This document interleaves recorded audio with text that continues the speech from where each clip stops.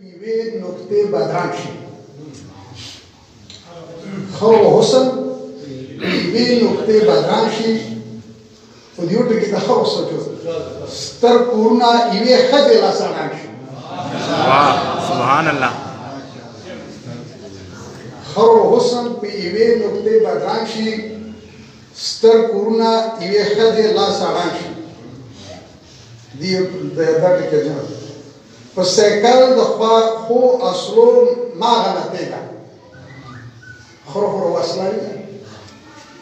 په سیکل د خو اصلو ما غلطېږه ښې وسلې چې حفاظت نه لري ځان شي ښې وسلې چې حفاظت نه لري ځان شي د ریحان به بدې ورځې مقدر وي د ریحان به